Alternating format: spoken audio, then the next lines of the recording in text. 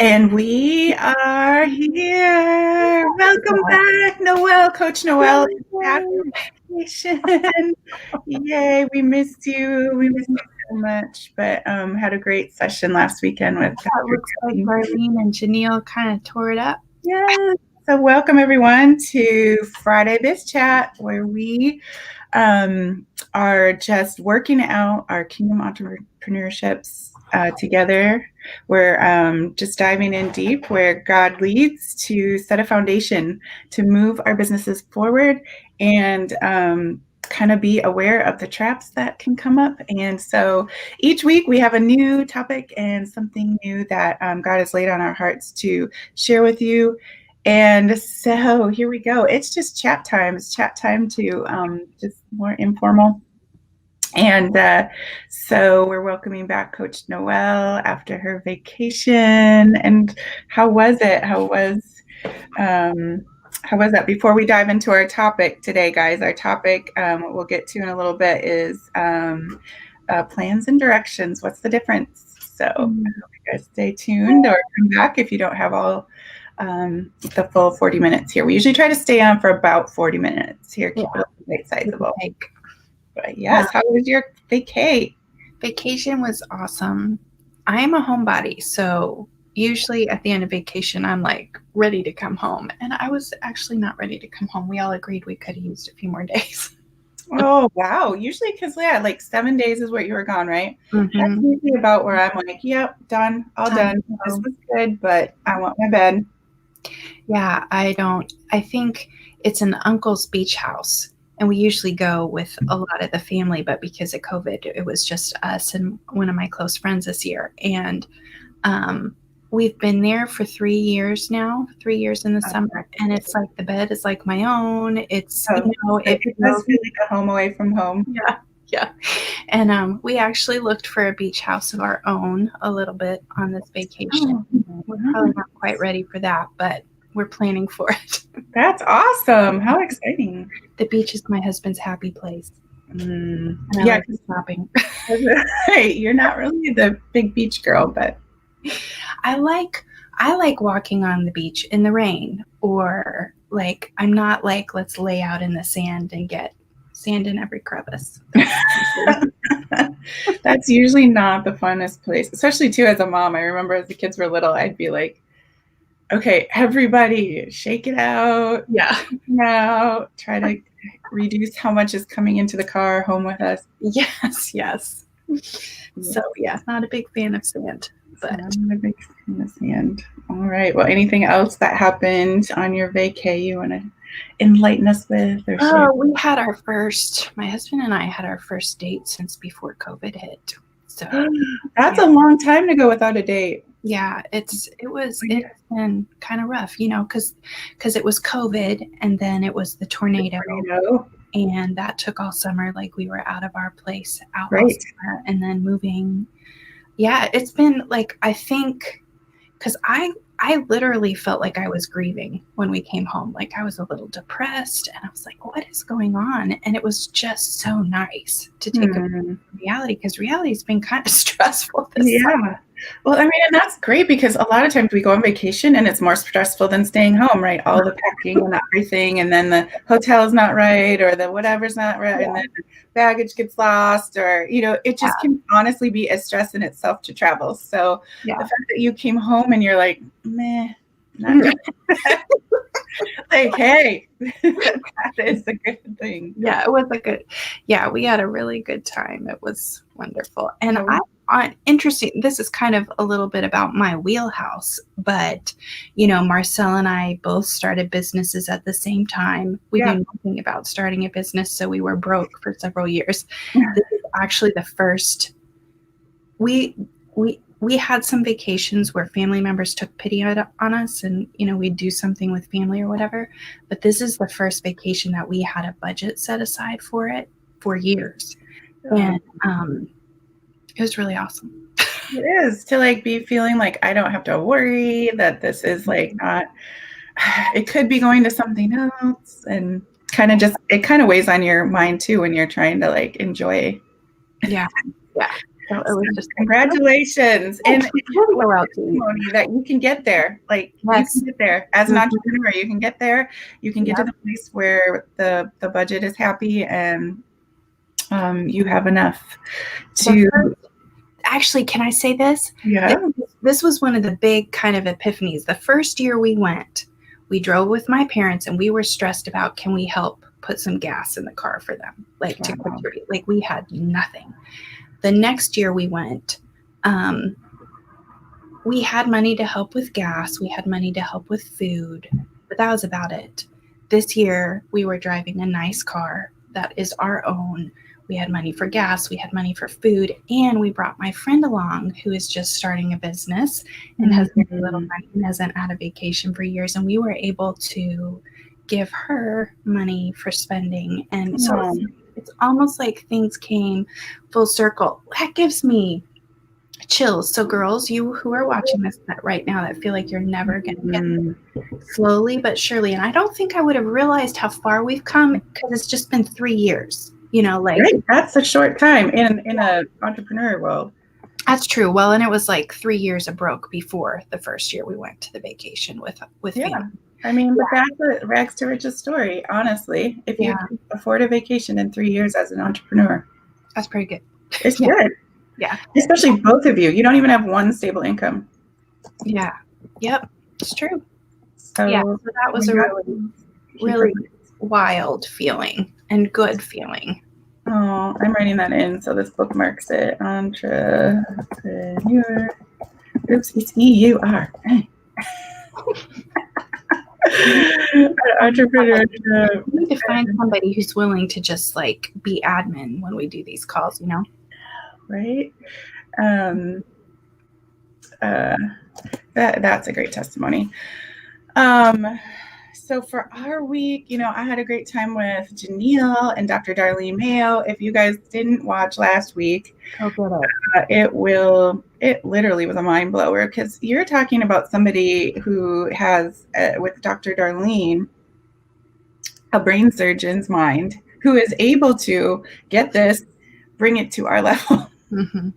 Oftentimes we have these experts that, it's so hard to translate, but she is not hard to translate. And what she dropped and what we were able to go back and forth between her and Janelle's just prophetic level of like taking us deep into the mind of how God works and just specifically in each person's life and how he was working in her life that week. And it was just a beautiful dance that kind of went on. And it was really fun to kind of watch it happen.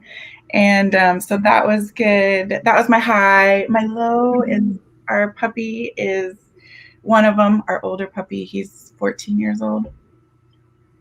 Now, he's always been a bit cranky and just unlovable. Like, we didn't know why people love their dogs and took them everywhere. And just we're like, hey, yeah, he's a dog. And so we got our golden doodle, Maisie. Total night and day personalities. He's I think Charlie's more like a cat. I exist for me and you exist for me. Whereas our golden doodle is I exist for you. What can I do? What is your bidding today? How can I comfort you? Don't you want to play? I think you've been sitting too long. Let's go walk. It's almost like she can read what my body needs and what my emotions need. And same with all the rest of the people in the family. If she leaves my side, it's because she's sensing somebody else in the family needs something more. And so she'll hop up and bring them a toy or whatever. She really serves our family. And we literally love her. Love her, love her, love her. And not that we don't love Charlie, but it's a just different relationship, right? He just never has been a lover and a giver. He's a grouchy old man. Now he's just a grouchy old man who pees everywhere. And we've been it's gone from 1 pee a week in the house. And it's not just a pee, he waits, I think, and he leaves a flood trail. And you don't know until you step 3 steps in it and you're trying to get out of the trail, but you're stepping right in the trail because he's just drags it along. So this week though, we've gone from once or twice a week to every day. Every day there is a lake somewhere or river. Aww. Yeah, so yesterday I walked in the door, just splat right into this lake of pee. Oh, Like, is he okay? He's getting old. I think he's just getting incontinent. We had a dog when I was little who had bladder stones, and until we figured that out, she would dribble everywhere. Like she had Was he old or young, or She was young. But we put a diaper on her. And then we eventually took her to the vet because I guess we thought it was behavioral. She was a rescue dog. Oh. We thought she was just scared. Yeah, this is not behavioral. This is not. Yeah. I think this is age. Get the diaper on him. You can make a hole in the diaper for the tail. It was great. No more. Yeah, I'm not sure my husband would be all for buying diapers for dogs, but we did pull out the old kennel for Maisie, our golden doodle, and we're like, here, you know what? We're gonna have kennel time now again. Do you remember kennel time? I know you weren't fond of it, but we are reverse parenting the dog, I guess. So I'm not sure how much longer Charlie's going to be with us, but so was that was the low? That's my low of the week. I mean, just dealing with too much dog urine. I'm sorry, it's not. I can laugh now, but in the moment when I'm using it for the 5th time, paper, I literally just roll the toilet paper all the way down the stairs. Give people a warning before they do the same thing I do. Like, don't step there. Okay, this is real life part of yes. The what's the word? The very sexy life of Andrea. I just want you to know it's not all good over here. We don't put on airs and pretend. Yeah, this is real living. Oh, I had another high. Huh. Okay. Guess what? Okay, so we had massive hail about 5 days ago. We had huge hail, and it didn't just how hail sometimes will come and then be done. It hailed for 20 minutes. Oh, wow. And some of them were tennis ball size. And, we, of course, had every car and every toy out because it wasn't supposed to rain. So we are getting our roof looked at for hail damage. And the guy says, you don't just have roof damage, you have siding damage on 3 sides of your home. He brings this light and this chalk out, and he's like, yeah, I mean, this is a no-brainer because this is what your insurance, agent will do. They'll come out and they'll look and they'll be able to see the spatter mark. I didn't even know half of this stuff existed, but we have steel siding. This is an older home. So we moved into it from a nicer home to be near the lake. And so it's just a little dated. And so now just for one deductible, we will be getting all new siding because you can't match it. Oh, yeah. And new roof. Sweet. I know, this house is so dated. It's going to look like a fresh, brand new, clean house. That's awesome. I'm so excited because he's like, oh yeah, now you get upgraded from aluminum to steel. It was aluminum, that's what we had. And so you can do the board and batten look. It's just kind of like fiberboard. I'm like, he does it all. He does the roof and the siding. We have to have 2 different. Sweet. So lucky you had somebody who knows that. Yeah. Yeah. Somebody recommended him to us, and we're just super excited to get a new facelift for the house. That's awesome. So I'll post pictures for everybody. Awesome. I'm pretty excited. You guys know what it's like when you pride of ownership, and so that's pretty exciting to be we knew the roof needed replacing, but then to get it all covered. Yeah, that's awesome. Instead of having to pay for it. Yes. Thank God. So, I mean, we've talked a little bit about us, but the world at large, were you able to take in anything on vacation of what just was going on, maybe in the area that you're visiting, or global news? Yeah, we did, because we were on Oak Island in North Carolina. Oh. It's a little kind of family beach resorty, kind of pretty small. I haven't heard of it before. Oak Beach. We love it. We love it because it's not super touristy. And they had just had a hurricane a few weeks before. So listen to this. Okay, so we come having, like, this was kind of our respite from tornado summer, Right. not to mention COVID. And then we get there, and most, like, usually we can walk the boardwalk from our house to the beach. It was closed because of the hurricane. That part of the beach was so destroyed, and that's several weeks after. So we actually had to drive to the beach this week. And then while we're there, my friend Shauna, who was with us, we need to have her as a guest someday. But Shauna was with us, and her friends in Northern California, her cousin actually, with her husband and 4 kids, lost their house from the fires, like to a crisp. And it's like, what the heck is going on? And then now Louisiana and Texas with the hurricane. Yes. There's a lot going on this whole planet, right? I just feel a weightiness. But I think spiritually, like, there's just a heaviness, like I sense. But last week I think was heavier. Heavy. This week I'm feeling more hope, a little bit more hope and peace. And I don't know what's broken or what. But I definitely had a different sense in my prayer times that God was redeeming it all or using it for good, and that He's hearing the prayers of His people, and that He doesn't leave us or forsake us, and that this is a planet that He established in love, and we are created in His image to love this planet. And so I've been asking Him, just how am I supposed to partner with You to love on the people here, to love on this planet, how to release Your power to work, because I know You're bigger. Greater is He that is in you than he that is in the world. So what is it, Lord? What is it that we're supposed to, as Christians, be praying right now in the face of all of this heaviness and all of upheaval and the political climate? And, it's just one thing after another. Like, you just can't get away from it. And so, yeah, it had been, I think, a little bit heavy season of kind of got to filter how much you take in. Yeah.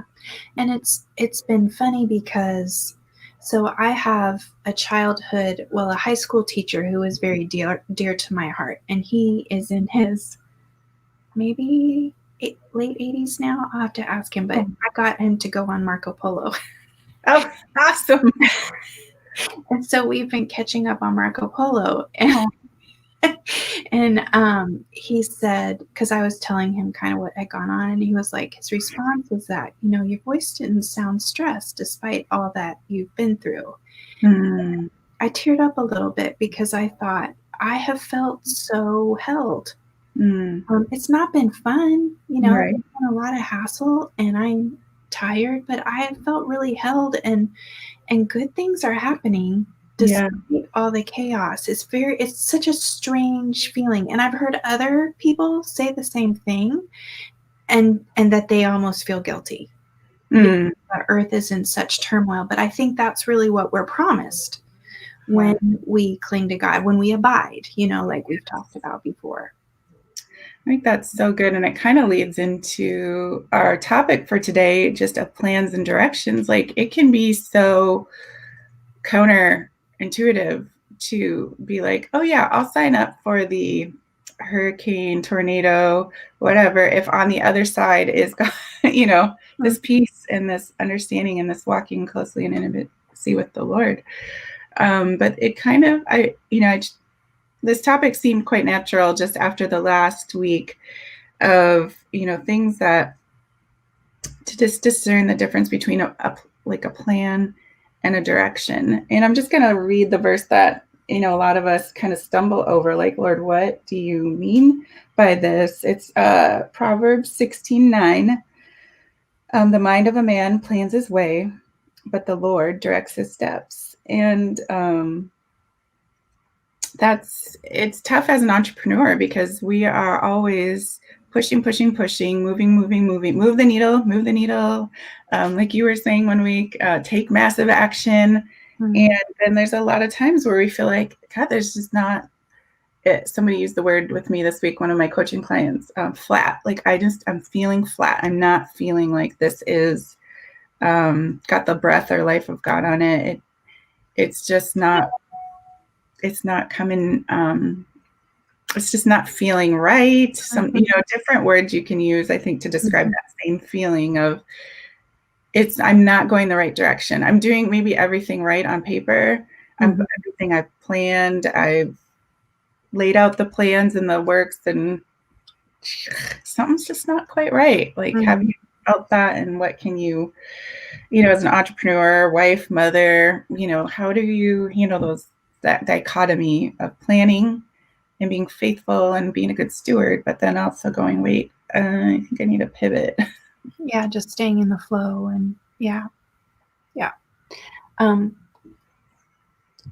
When I was telling Michelle, you guys, before we got on live, about how this text has always been a puzzle to me. And so yesterday, when we were kind of processing through and she's getting me updated on what I missed, Michelle was telling me that this was the text we were going to base this on. I was like, oh, I've never really quite understood.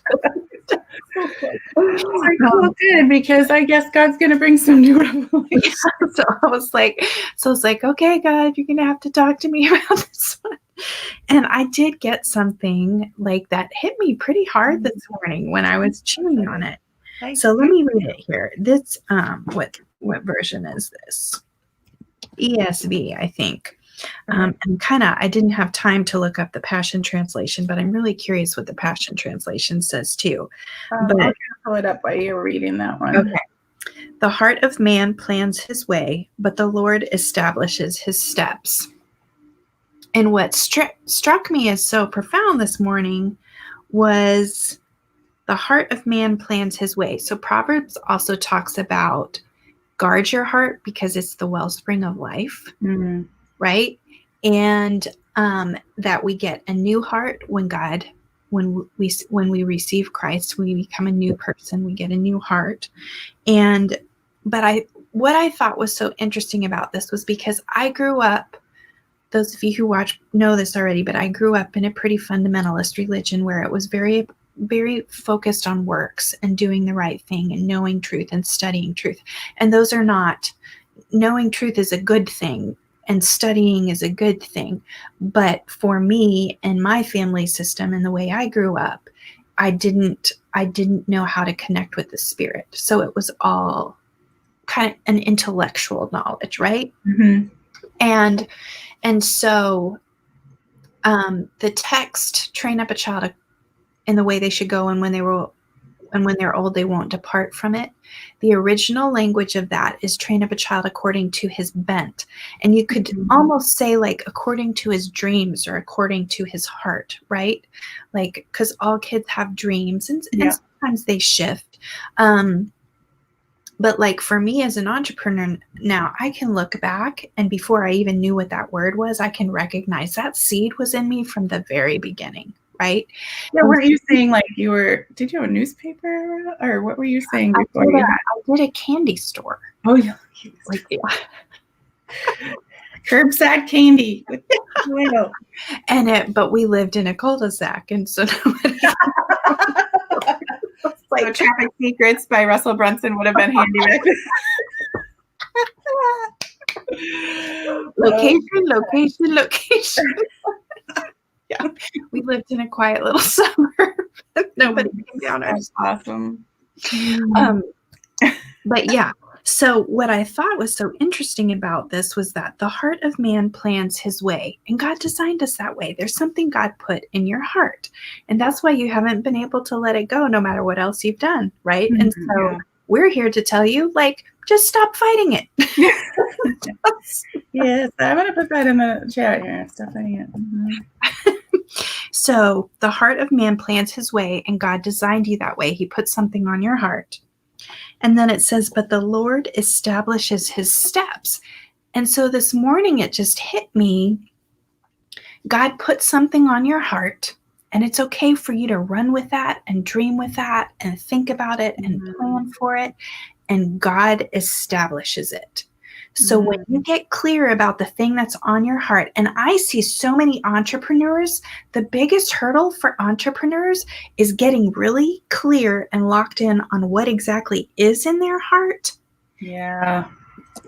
Taking action on it is actually the easier part. There's a million ways to market. There's a million ways to sell, all of that stuff. And that can be confusing because there's so many options. But what I see people struggle with the most is getting clear on what's really in their heart to do. And when you get clear on that, the heart of a man plans his ways. So plan it from your heart, from what you're passionate about, what you're lit up about, what God has put in your spirit. And then God establishes it. And he says, do this next, do that next. And he tells you how to market it and which steps to take. And that's what hit me this morning. Isn't that awesome? Okay, I just missed the word heart. You guys get this heart. Because I was like, oh, I gotta park there. Park there. Because yes, wait, say that last part again. He establishes it. Like that's where the direction comes for how, what you're gonna do a funnel, you're gonna do all the tactics and strategies are him establishing. Yeah. My husband is just getting ready to launch a new course. And we're nervous because he's hoping to phase out maybe a side of his business and really start selling this course. But he's not really, he said yesterday, I'm not a sales guy. And I said, no, but you can issue invitations for the people that you can help and serve. And we were talking about how God didn't lead you to build this course to let it just sit here. It's meant to serve and help people, because my husband works more. He works with managers and executives who want to strengthen their leadership skills. And I was like, God didn't have you invest, my husband invested in a coach and some. Yeah. It's the process. Yeah. And it's like, it's not meant to sit in the corner and not help anyone. So God will establish how we go about issuing the invitation to join my husband for this journey, Yes. I think that's a great example, or, just a way that, people can see that step in process. And so maybe we can stop and do a little activity here. Where in your own business would you say you lack planning or clarity on what is in your heart versus where you're maybe resisting God's direction to establish the steps to accomplish it? Ooh, okay. So sometimes I think like you said, that was such a great just differentiation. Like first there's planning, then there's establishing. First there's planning, then there's establishing. That's why it's first, right? The mighty man plans his way. That is the first part. And you have to do it from your heart, or else it's not going to fly. You'll burn yourself out. You'll kill yourself trying to do it. Yes. Well, I think, that we talk about that inner game and that outer game. That's a big part of it, because if you're not clear and if your inner game isn't healed, you're not going to get clear on how to plan what's in your heart, because you don't even know what's there. Right. And I think that is where sometimes people are so like, oh, just launch, just do it. You'll figure it out. And then, there's some hurt healing that needs to happen. There's some discovery that needs to happen. There's some allowance. There's some freedom. There's, I know from my own processing, I didn't feel like I was worthy, or my identity, all sorts of stuff just needed to be sorted out before I could clearly hear, this is the way, this is what I put in you. And even just this past week, we've been both doing Julia's course. We had Julia on. If you didn't see Julia Winston, you can go back and look at one of our previous lives with her, where she introduces her Pray the Kingdom Way for Your Business challenge that we did. So we both did the challenge, and then we both moved into her course, and the course just wrapped up this past week. And wow, just the going through the process of really has helped me refine an area that I was stuck in. And it is a process. Is it clarity, to figure out the plan, the plan that is in your heart, and then be able to shift and say, here's What's that? I'm sorry, I have no idea where that sound is coming from. So I don't even know what to do to turn it off. I turned off my... I don't know what to do. Is that your husband's phone? I don't know. He's in a different room, and I turned off my phone. Okay, it stopped. Weird. Okay. I think that's for, okay, everybody take note, because apparently this is important. Whenever the bell... Right? Because they tried to get interrupted? Okay. Yes. So where is it in your own life, and where is it in each one of our lives? Maybe, Noelle, you can speak into this. Even still, where are we not having clarity in our planning? Because there maybe is some heart healing. And so, you know, we were doing this in Julia's course, just really getting clear on what we believe about God, what we believe about ourselves, how to pray for our business, understanding God's plans, purpose, reason for business, for our business, that it was in his heart before it's in our heart. Mm-hmm. And just our own identity to walk that out.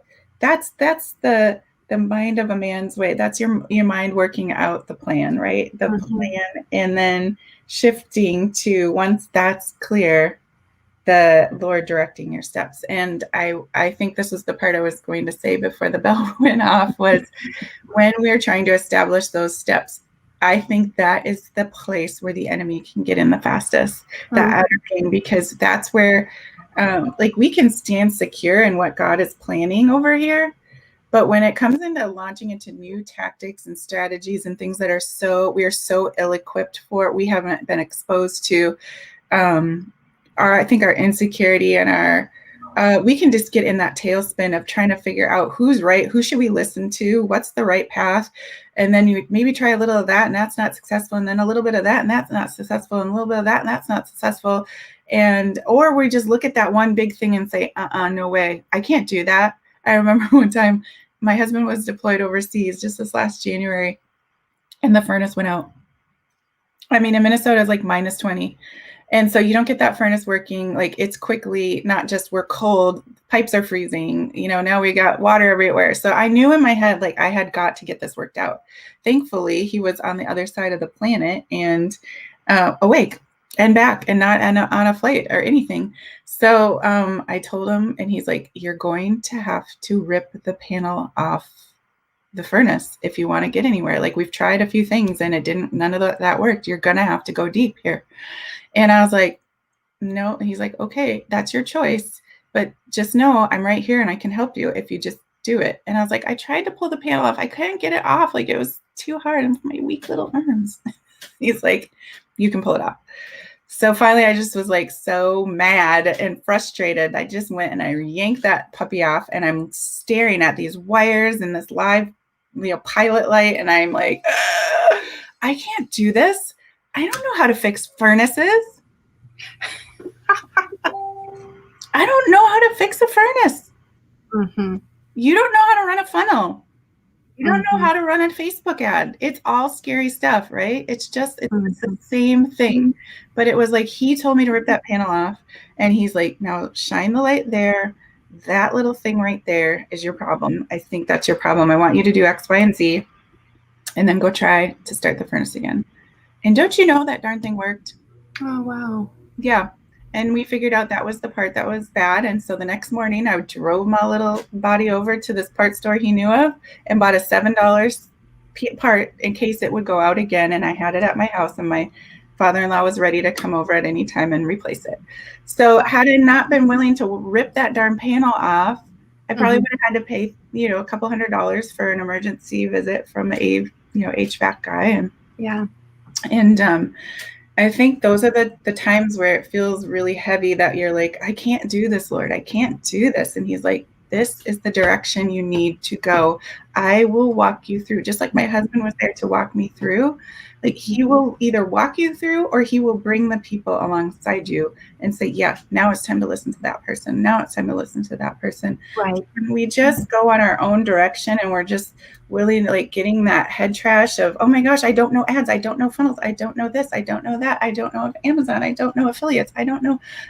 Like, who should I listen to? Mm-hmm. Yeah. And I think that, when I did get clear on what was in my heart, and I told God, like, these are the things I don't know how to do.